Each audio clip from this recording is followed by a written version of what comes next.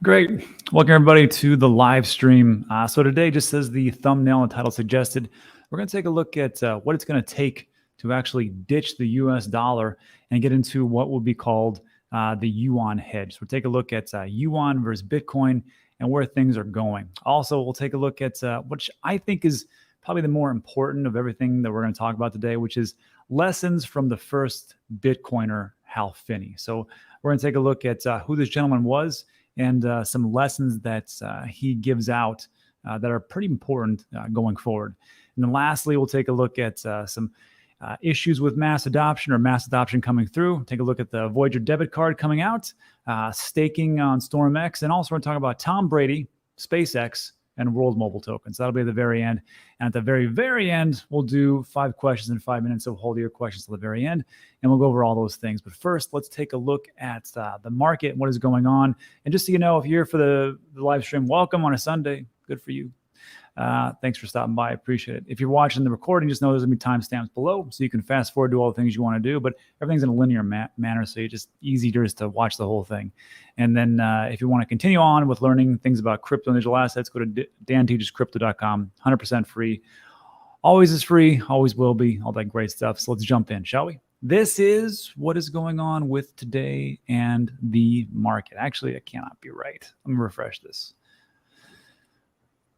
Probably, wow. Well, let me show the data. Show the data. That's pretty good, actually. 1.9 trillion. We're almost knocking on 2 trillion. It seems like we go back and forth. Bitcoin's down a little bit. It's Sunday, though. I mean, it's Sunday. The markets aren't really moving too much. There's thin liquidity. The order books are kind of down. It's just how it is. Ethereum's down a little bit. Everything should be down. What's up? Is anything up? That'd be nice. And Bitcoin Cash, Bitcoin Cash. Ethereum Classic is up 20%. Why? Who knows? Take your pick of why it could be up. But Bitcoin Classic, I don't know about that. 4.4% for Thorchain, nothing really great. So that's what's going on in the market. And I don't need to tell you because you probably check your portfolio all the time. So let's jump into today's top story. And today's on a Sunday. It's just one of those days where it's like, there's not a lot of news going on. And I just was reading this yesterday. I thought it'd be good just to bring up. It's really a thought experiment. So before we get into it, and we talk about how this economist talks about how Saudi Arabia and China are looking to ditch the dollar for this new oil deal, let's just agree on something before we get going. Nobody knows all the facts. Nobody has a crystal ball. Nobody knows exactly where we're going. This is really just for edutainment, in all honesty.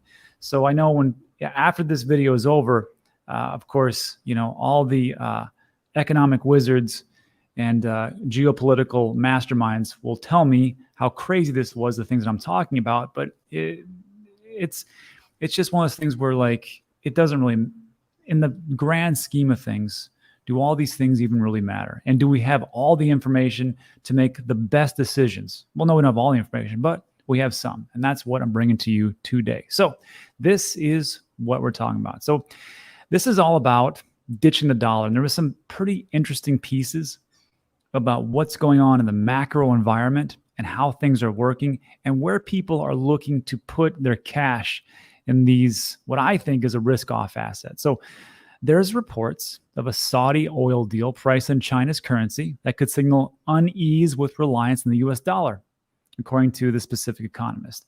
And China plays an outsized role in Africa, which is the most likely place where it could displace the dollar. I just thought this was interesting because this is a lot of things that Cardano was trying to do and a lot of different digital assets are trying to do going into Africa because they see it as the next place of an economic, I guess, a resurgence.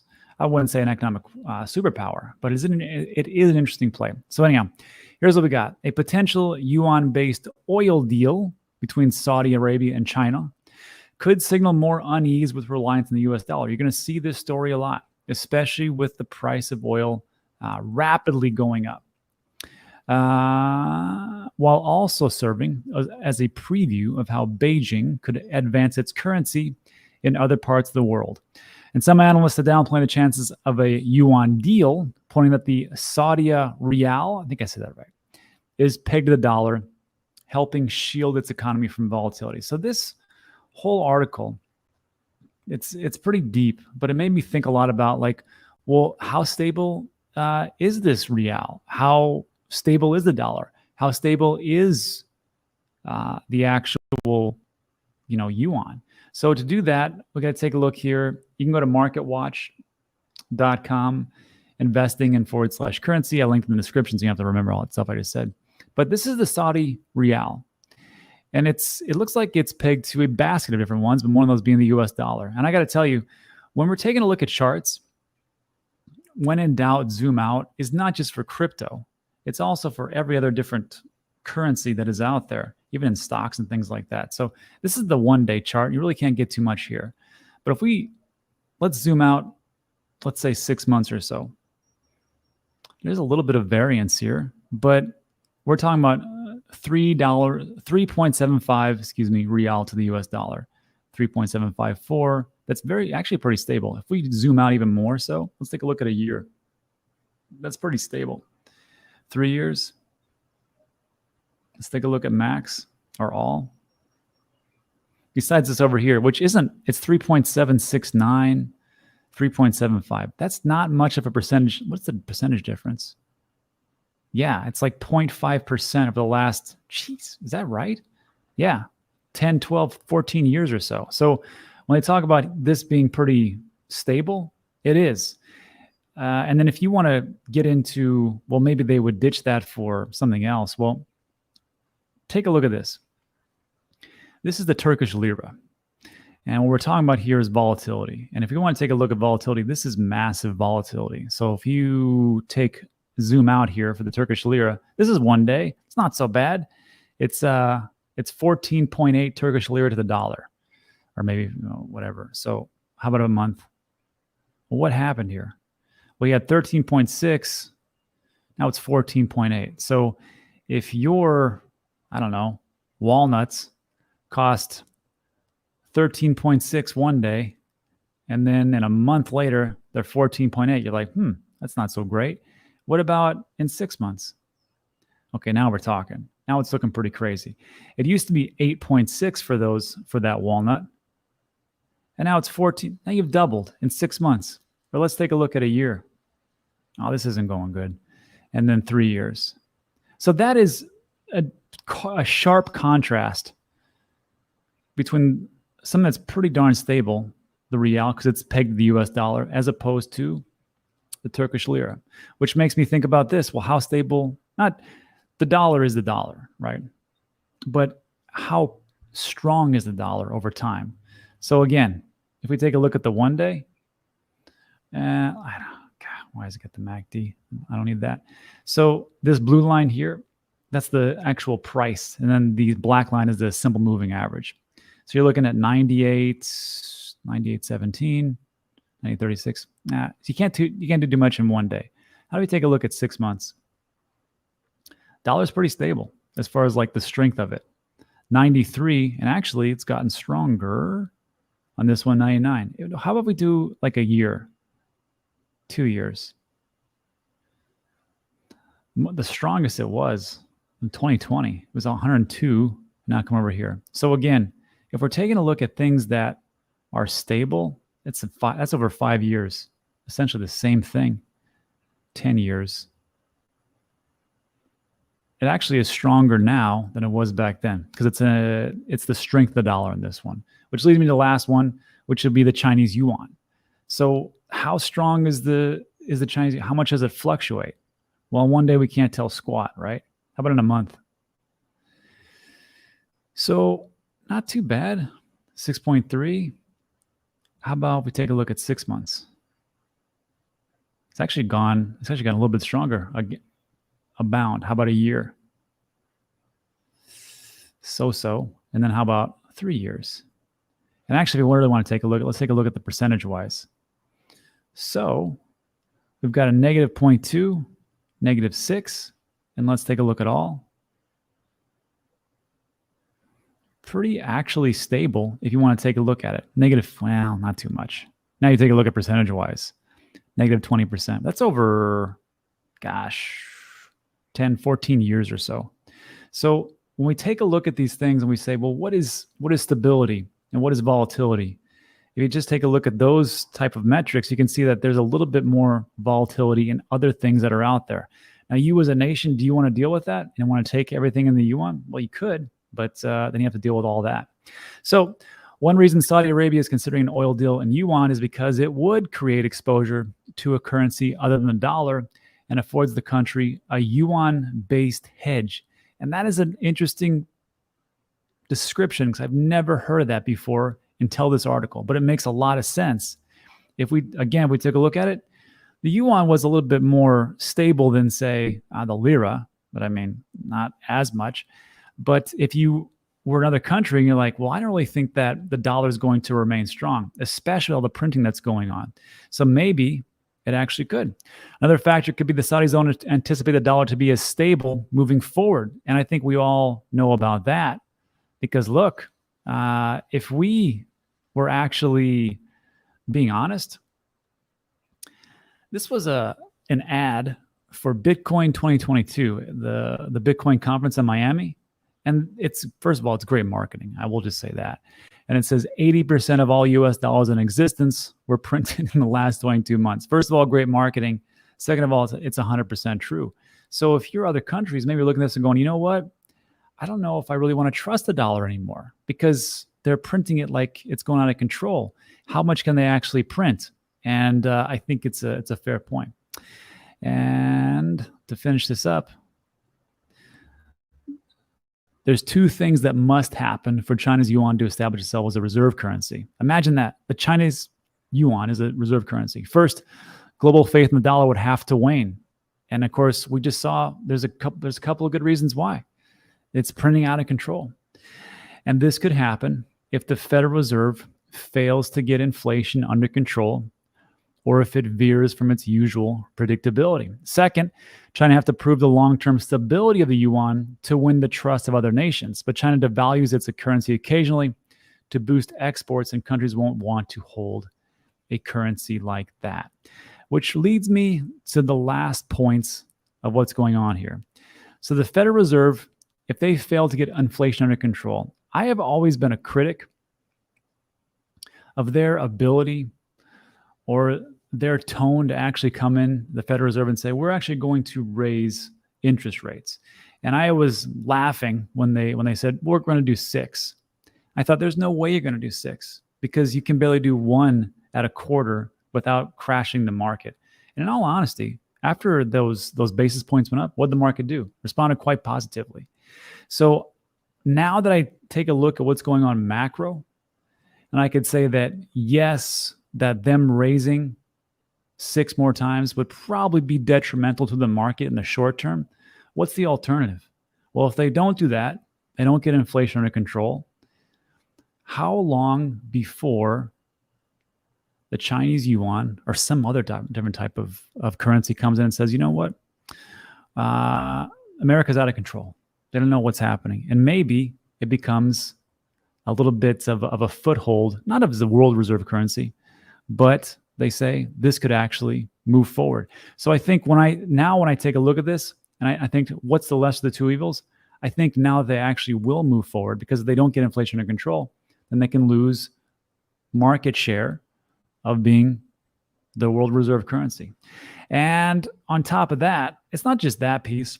There was this, I'm going to play this video. This is U.S. Senator Ted Cruz, who's looks like he's the poster boy for smugness right here. But nothing against Ted. Don't bombard me in the comments about how great he is. I could care less. I couldn't care less. He's a U.S. Senator. And it's amazing to me that his rationality for Bitcoin and what it means. So just take a listen to what he says right here about stability and about where he thinks Bitcoin is going. And it makes a lot of sense, actually. Let me stop the screen real quick and share this with you so you can actually hear what he's saying. And we'll go from there.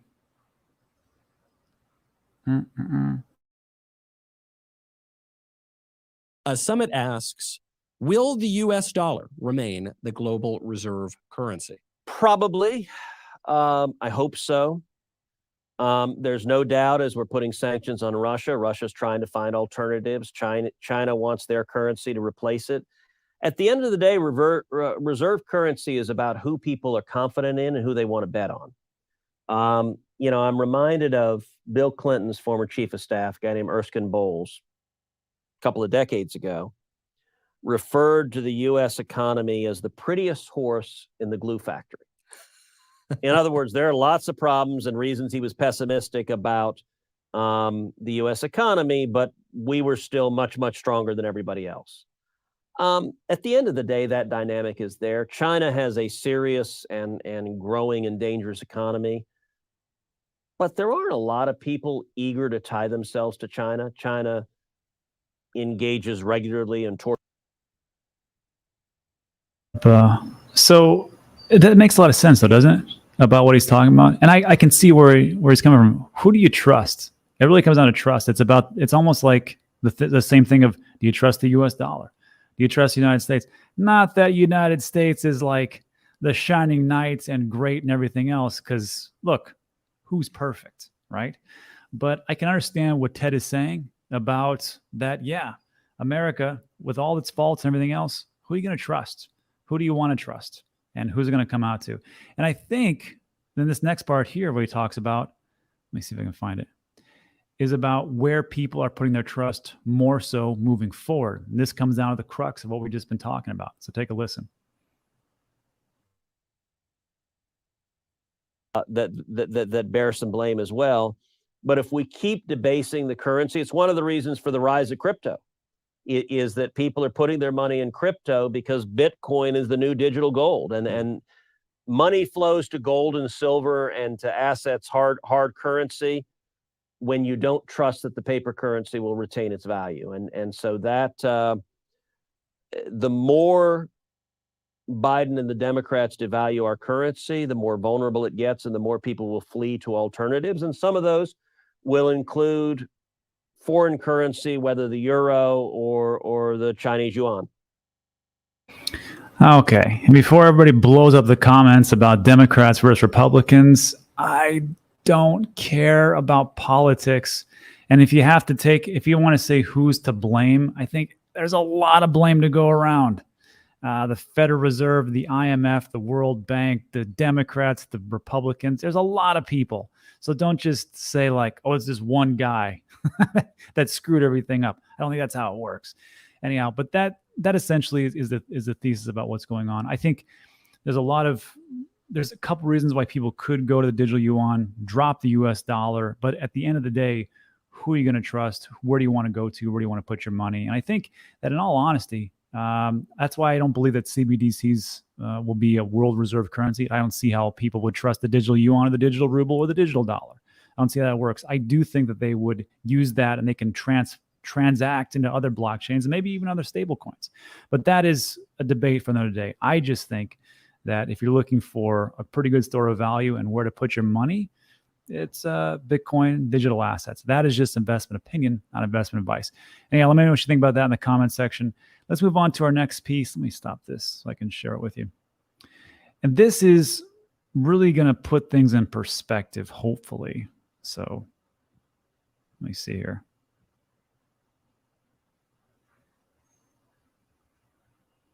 I get a little off there.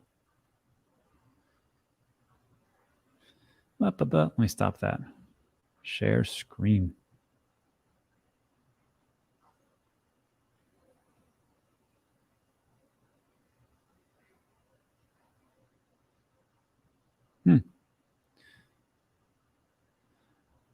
This, I think I'll have to go 1-to-1. That's a bummer. Okay.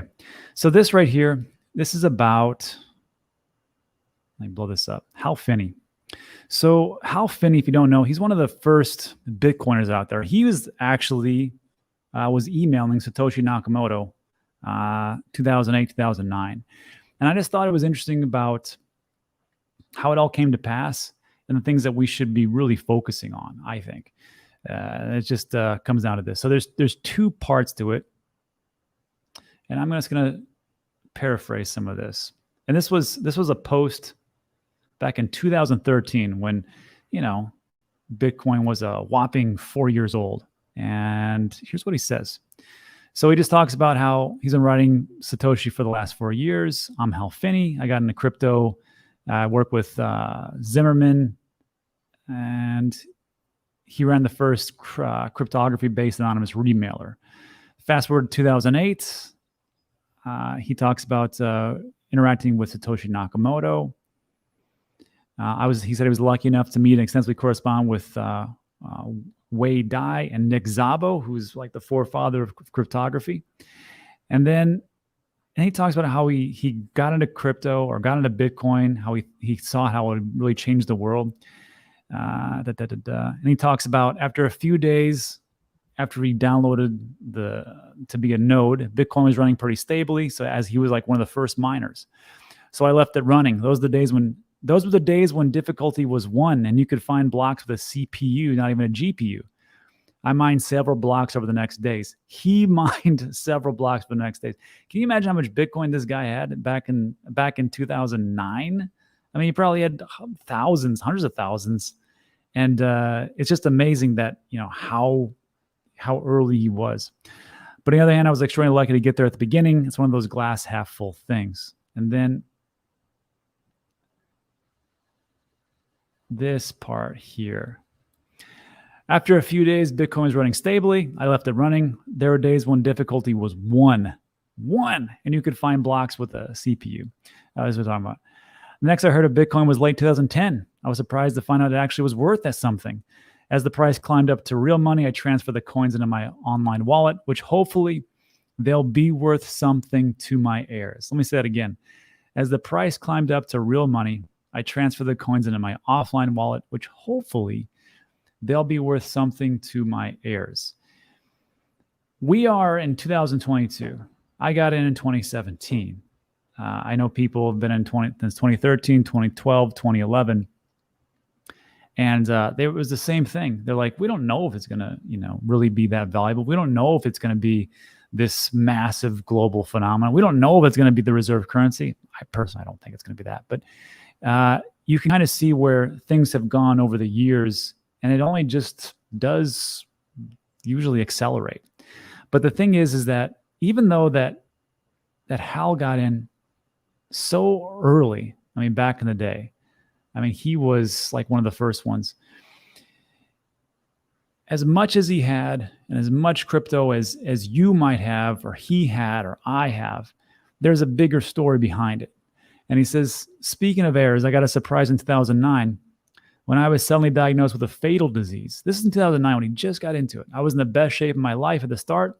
I'd lost a lot of weight, taken up distance running. I'd run several half marathons, started training for a full marathon. I worked up my way to 20 plus miles. So this guy Finney was in great shape. Hal was in great shape, doing all these things that's a normal everyday Joe or Jane could get out and do. And he says, my body began to fail. I slurred my speech, lost strength in my hands. My legs were slow to recover. In August 2009, I was given the diagnosis of ALS, Lou Gehrig's.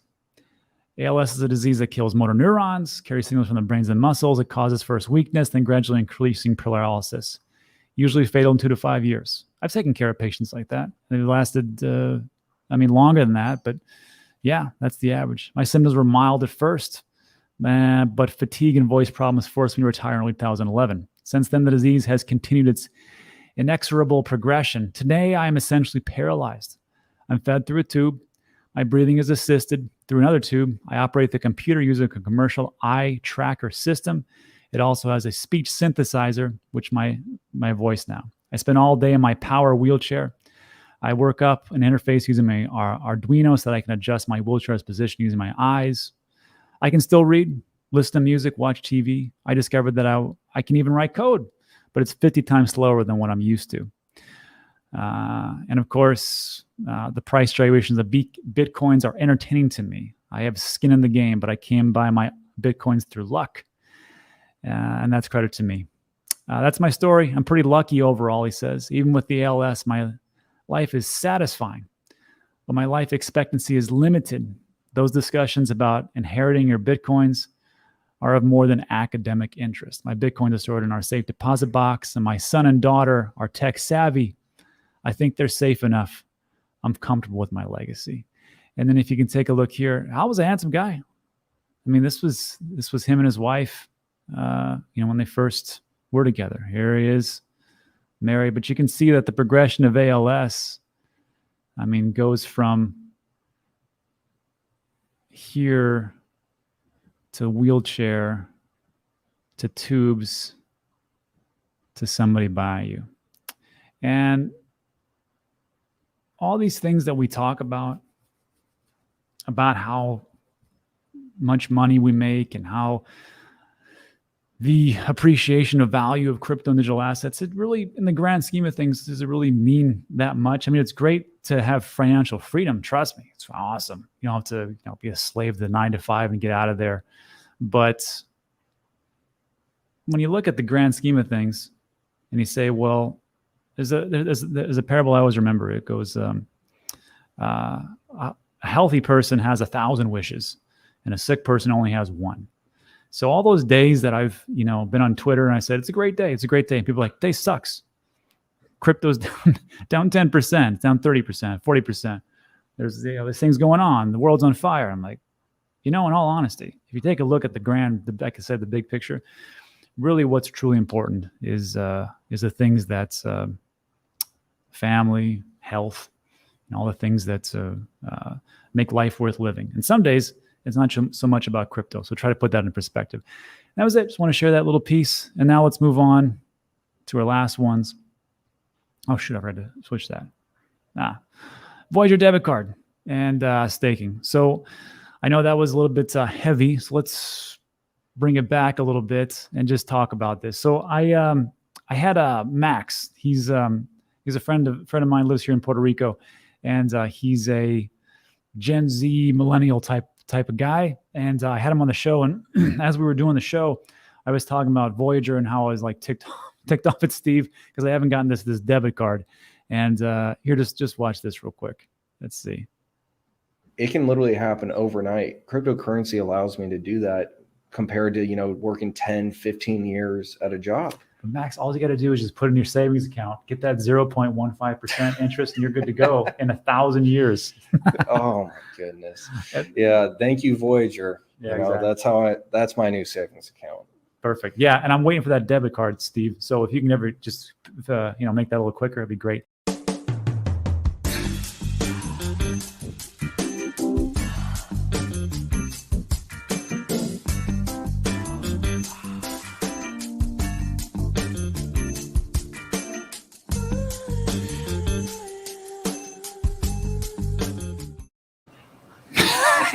Yeah, everybody's gonna say in the comments that's porn music.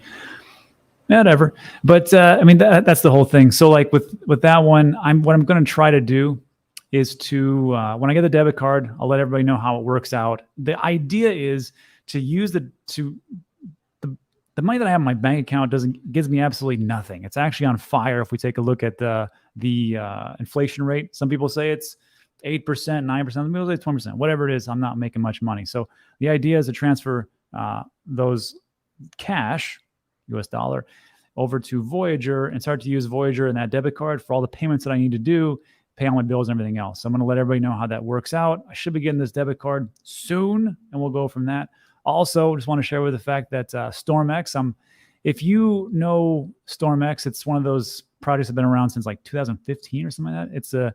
It's stood the test of time. And I actually finally staked my STORMX. And right now, as far as a leaderboard, I am at number 339. Almost 500,000 of my STORMX is staked on the app itself, which will also be going into governance.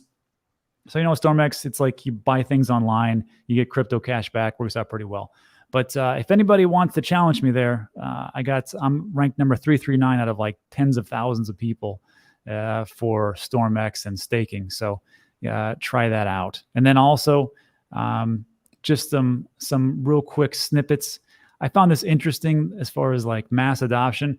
Tom Brady was tweeting at Vitalik Buterin. He says, "What's up, Vitalik? You may not know me.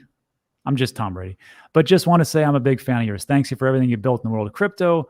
Otherwise, that autograph wouldn't have been possible.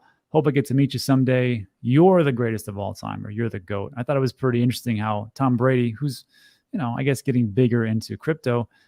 Tweets at Vitalik. And then also another sign of some pretty nice mass adoption or some adoption here. This is Mickey Watkins. He's he's the CEO of World Mobile Token. And he has this cryptic message. He says, hey, just arrived in Los Angeles under a week ago with the legends. It's been an efficiently grueling time with multiple meetings, smash daily, a lot of love.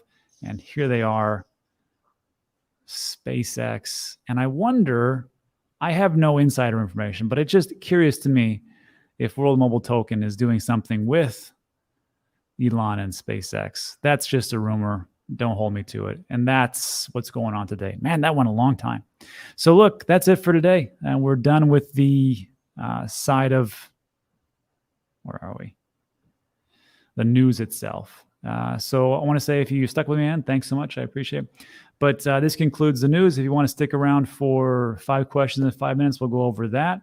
If not, thumbs up, thumbs down, whatever you want to do, subscribe. And here we go to the Q&A. All right. Oh, first of all, what did I star? This one was funny. I saw this in the chats before we get started. Bitcoin is freedom. Don't sell your Bitcoin. So says Ronald Reagan. That was pretty good.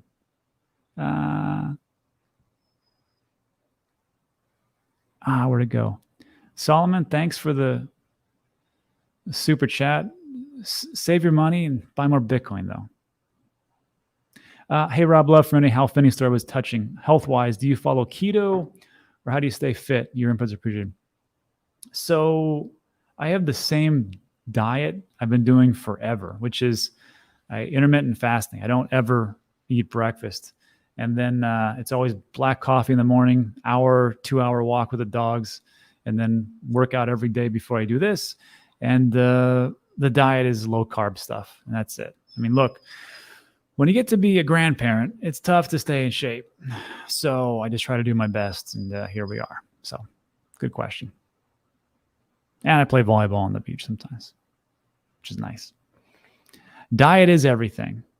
You can't crunch your way to a 6-pack abs. It's all made in the kitchen. Question number 2, Rob, did you buy into ApeCoin? No. That maybe it's going to be awesome. I find it goofy. I find it as another meme coin. I know people are like, oh, would you understand? Because Bored Ape Yacht Club and blah, blah, blah. Listen, man, I'm going to miss a lot of opportunities, and that's one of them. I mean, if it goes to the moon, whatever. I'll put my money into Bitcoin, Ethereum primarily, and then do some other layer ones and maybe some play to earn plays. That's about it. Damn, you missed out. I sure did. I sure missed out on that ApeCoin. And I got to tell you, every single, and not to insult anybody's intelligence, because maybe it will be awesome. And that's okay, because it's not Pokemon. We can't collect them all, right? So it is amazing, though, to me, like the longer that I'm in the crypto space, the more it's interesting to me about the narrative and how correct people think they are. And that's what I was talking about in the very beginning. Nobody has all the answers. There's always like this one little data point that maybe people miss, which causes someone to go, crazy high. Maybe there's something that we missed in that story I talked about with the digital Yuan, where it becomes a world reserve currency. These are just thought experiments. But I will say that as time goes on, it seems like the more I think I know, the more I don't know. And the more that I find that people in the chats and they think they know, they don't know. Like one of the things that was my favorite tagline of all time, which was, Rob, you're a relic. The crypto market is different and it's going to just keep going up. And that was in 2020. And I was like, I don't think it works like that. It's going to be volatile. Now, having said that, I also believe that 2021 was going to be a breakout year. December was going to be huge. Maybe even January, we'd see Bitcoin 150K. That didn't work out either. So nobody knows for sure, and nobody's 100% correct. You just try to get as much information as you possibly can and make the best decisions that you can. That's it. So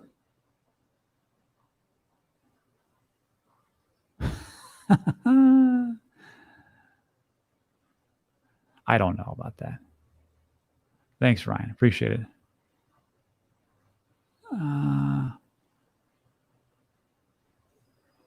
I will say this, though. The more volatile the market, the more people get frisky in the chats. That's for sure. A lot of things I can't actually pull up. Question number 3. Hey, Brad, great content as always. What do you think about the fact that we're in a bear market right now? New more months. We're not in a bear market. I'm just kidding. Yeah, of course we're in a bear market. Listen, we were on the DCA show. I can't remember how long ago it was. Was it February or was it January? And in January, early February, me, Ben, and James, we talked about it. We're like, we're in a bear market. I mean, if you just take a look at the data and we're in a bear market. Now, does that mean we can't go into a bull market on this cycle? It's crypto. Who knows? I will say this. I think, personally, if we get a little bit of regulation that's positive, which allows more institutions to come in and go, what is crypto? Is crypto a commodity? Is it a currency? Is it a security? If we can just nail that down, I think there will be a lot more institutional players going, oh, okay, now I see what it is, and we're good to go. I think that would help a lot. And also, I think if we can knock off this the Ukraine-Russia issue right now, and we can lead to hopefully a ceasefire first and then a peace treaty, then I think we do pretty well. And not just for our market, but for those poor people over there that are getting shelled like crazy. Yeah. And of course, I'll hear in the comments about how, Russia is right to do what they do. Yeah, okay. Okay.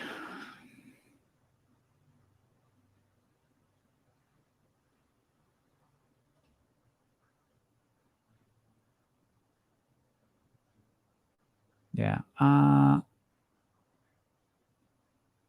you, it's a good one. Yeah, I can't say that. Are you going heavier into DCA during this market? This would be called weighted dollar cost averaging, or the more that the market goes down, the more you actually put in. And right now, I'm just doing the same. I haven't increased it at all because we haven't had like a major slump off. Then we've been trading kind of sideways for quite some time. Actually, we've gone up since the 1.6 trillion market cap. Now we're at 1.9, almost 2. So the theory is that if you start at a baseline, let's say you're buying at a Bitcoin at 4,000, right? If it goes down by 10%, let's say it goes down to 36,000, then you would say, okay, whatever my dollar cost average is, let's say I want to get $100, maybe you increase it by 20%, 30%, 50%, and put in like $150. As it starts to go down, you buy more, expecting that it'll go up. So dynamic DCA, you can do that. Just right now, it hasn't hit my threshold. I just been doing the same thing every single day. I buy the same stuff, which is Bitcoin, Ethereum. What else am I buying? I was buying Algorand, but I stopped for a while because the tokenomics are not the greatest. Let's just be honest. Solana, Avalanche. What's the other one?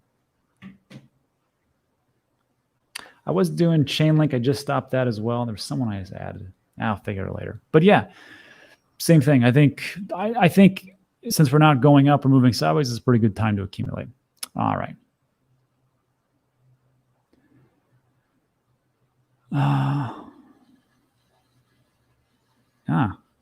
Johnson's son says, if you believe Yuan will give you anything, you're dead wrong. Our dictatorship government is the same as Putin. That's why I fled China to US. I'm guessing he came from China. Like some people, it is weird. Like if you're not from the country, people talk about the country. Like I don't know the country. What do I know? I just know that what the outlets tell me, and who knows how accurate they are. So I couldn't tell you. That's why I like people who come in. So Johnson's son, if you're from China, great, good information.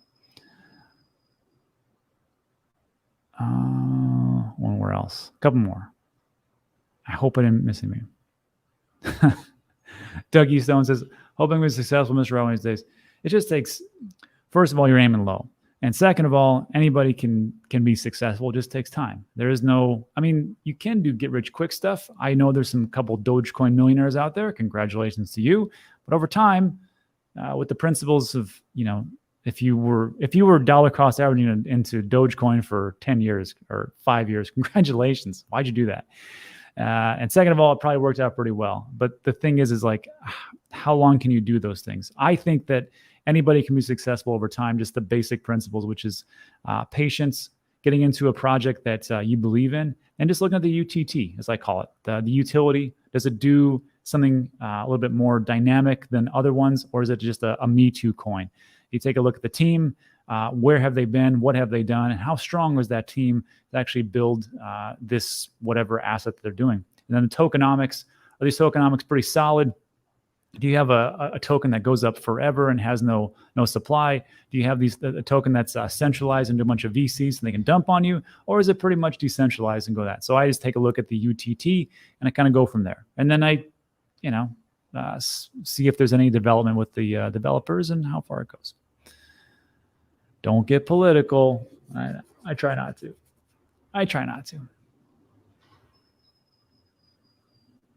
Gala. I own Gala. Waiting for those games to play. They look pretty cool. I mean, especially that, whatever that one, the Farmville one. I didn't like that. Did you end up selling your algo? No, I kept it because I think at some point it'll do pretty well. Also, you got to remember, I mean, Mooch, Anthony Scaramucci and the Skybridge Capital team, they put in like $250 million. Yeah, $250 million into algo. They've got they feel it's going to do pretty well. But again, who knows? What do you think of ADA? I like Cardano. Some people hate it and some people love it. I like it. We've got a couple of stake pools. You can check that out. Links in the description. It just depends on execution now. I mean, they've wrote a lot of papers, done a lot of things. Now it's time to put out the products. Let's see it. I will say this, as things move forward, and we talked about this 3 days ago. Let me show you something.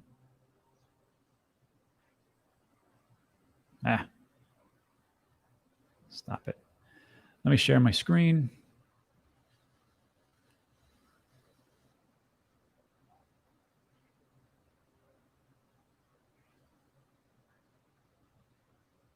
That's nice, huh? Beautiful. Let's see here.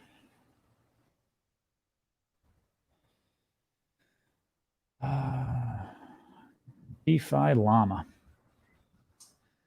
So this is all, I mean, as far as DeFi goes, when we take a look at the chains, this is total volume locked up of all chains. And the TVL, Ethereum is by far and away the big gun. They have 117 billion locked up as far as DeFi goes. 26 billion is in Terra, Binance Chain, which is super centralized. 12 billion. Avalanche is all pretty close. Then you got Solana, 7, Phantom, 6.6. If we take a look, if we keep going down, here's Cardano. They're ranked 25th, and they've got 272 million, which is pretty good because it used to be 200 million, but it's not in the billions yet. However, I will say this. If you look, sweet Mary and Joseph, staking rewards, you go to stakingrewards.com, you can see who and which platforms, which tokens are being staked a lot, would say. So like Solana, total staked, 74, almost 75% of all Solana is being staked. Terra, 42%, which reminds me, I need to stake it. It's at 6%. I should probably do more of that. Or use an anchor, one of those two. Avalanche is 9%. Polkadot, 14%. But Cardano over here, it's always between 4 and 6%. You have 67% of Cardano being staked. So that's pretty good. That means that people believe in it and they want to stake it. So to answer your question, I think once the DeFi gets built out, hopefully you'll see a lot of it right now. But the big winner is Ethereum. Now taken out as far as like what's being staked, Cardano's up there in the top 4. So that's great. Hopefully I answer your question. And that's it.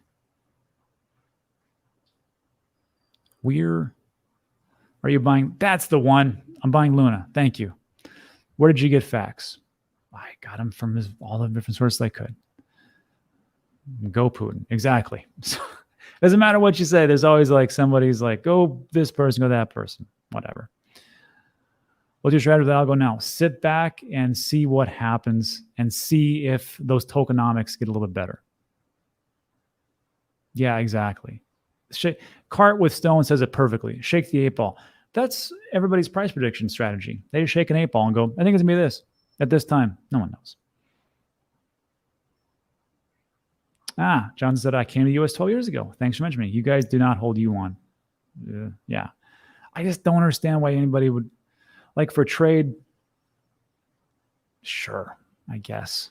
But I got to tell you, like, I used to use a lot of manufacturers in China for the Amazon business that I have, which is just a fulfillment. It's just an FBA business. So I would contact these manufacturers and go, what do you guys have? So we have X, Y, and Z. Well, okay, how much are you going to sell them to me for? They would sell them to me. I would ship them over to Amazon. And what I would pay for, there was a couple different ways. One, you could pay with PayPal, depending on what it was, but that's all dollars.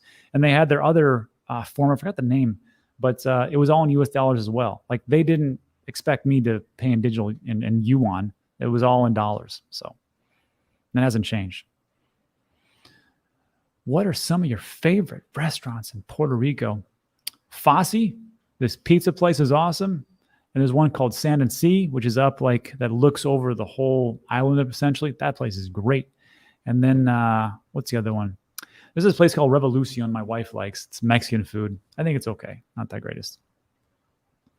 Any Cardano holdings? Yes, I got a lot. And I think one more question, we'll get out of here.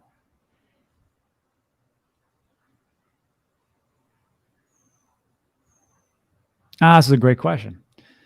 What have you done with the lands you purchased on? So we're talking about, I'm guessing not the physical land, but the metaverse land, because no one cares about the physical land I buy. It's boring. But for the metaverse land, absolutely nothing. So I've bought land on the Sandbox, Decentraland. I bought the Cryptoverse. Yeah, the Cryptoverse land, and in Gensokishi metaverse. And was there one more? I bought some other land. See, I don't even know what I bought. So like in all these land pieces, I've done absolutely nothing with them. And why? Because I don't know what to do with them right now. I just know that hopefully at some point they will be valuable. It's the same thing, the same reason why I bought land on the outskirts of like El Paso and Houston, because I know at some point they'll be valuable, just not right now. So the big thing I'm thinking of is I need to get what I call digital land manager, or DLM. And that person is going to be responsible for building those things out, either putting on, either farming on there for whatever you can get for the tokens. I know like in Gensokishi and the Avagachi, that's on the other one. On the Avagachi land, you can actually farm for tokens. Either they're going to do that or for some type of advertising campaigns. And we'd reach out to all the big different exchanges or projects and put advertising on there and then just make passive income. That'd be the easiest thing. I'm not going to do it because I got too many things to do, and I'll probably leave it to probably Big E, who does a lot of my stuff. So that's it. All right, everybody. 47 minutes. That is way too long. Thanks so much for stopping by. I appreciate it. It is Sunday. I appreciate you guys coming by. Great stuff. Consider subscribing, like and subscribe, all that good stuff, or or give me a down vote, but tell me why so I can fix it. That's it. So thanks so much for watching. I appreciate it, and I'll see you on the next one.